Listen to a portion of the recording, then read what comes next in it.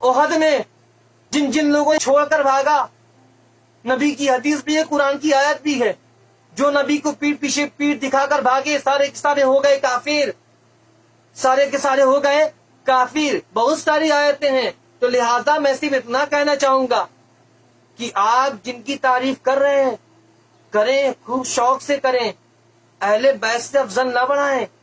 अहले बैत से अफजल बनाने की कोशिश करेंगे तो एक एक करके सारे के सारों की हिस्ट्री सामने आ जाएगी, सारों का सारा जो है सारी हिस्ट्री सामने रख दिया जाएगा। फिर ये भी बताया जाएगा किसके कितने कितने बाप थे।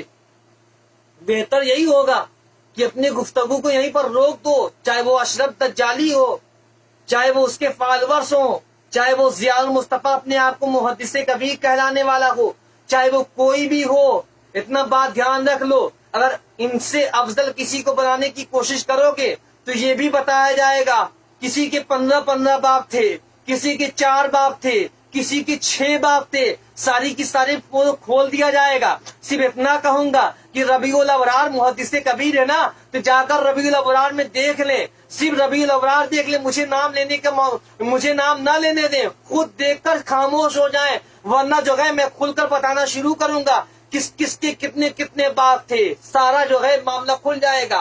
तो लिहाजा बेहतर यही होगा कि मानो सबको, इनसे अफजल किसी को ना मानना। इनसे अफजल अगर मानने की कोशिश करोगे हम भी खुलकर आ जाएंगे मैदान में। तुम अपने लिए पड़े रहो, हम अपने लिए पड़े रहे, तो हमारे मौला को नीचा दिखाने की कोशिश करोगे तो इधर तो रब का फरमान है ना, इन्ना शानिया का हुआ अबतर, जो आपके मुकाबले में आएगा सारे के सारे अबतर हो जाएंगे। होगा किसी का, कहलवाएगा किसी का, होगा किसी का, कहलवाएगा किसी का। इन्ना शानिया का हुआ अबतर, जो आपके शान के मुकाबले में आया, चाहे वो सैयदा फातिमा ज़हरा के मुकाबले में आया हो, वो अबतर है। चाहे वो अली मुर्तजा के सामने आया हो, वो भी अबतर हो। चाहे वो नबी के सामने आया हो, वो अबतर हो, वो अबतर है। चाहे वो इमाम हसन के सामने आया हो, वो अबतर है। चाहे वो इमाम हुसैन के सामने आया हो, सब के सब अबतर हैं, सब के सब अबतर हैं। बेहतर यही होगा नाम न खोलने दिया जाए, अपने पे रहो।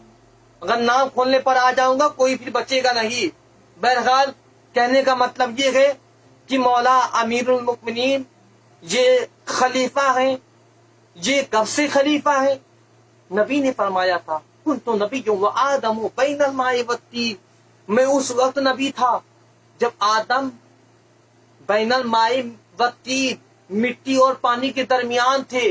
नबी ने फरमाया मैं उस वक्त नबी था कि जब आदम मिट्टी और पानी के दरमियान थे। इधर मौला अमीरुल मुमिनीन बोलते हैं, मौला पुकारते हैं कि या रसूल अल्लाह कुन्तु वलिय्युन व आदमु बैनल माइ वत्तीन, मैं उस वक्त वली था जब आदम नबी और मिट्टी के दरमियान थे। मैं उस वक्त वली था।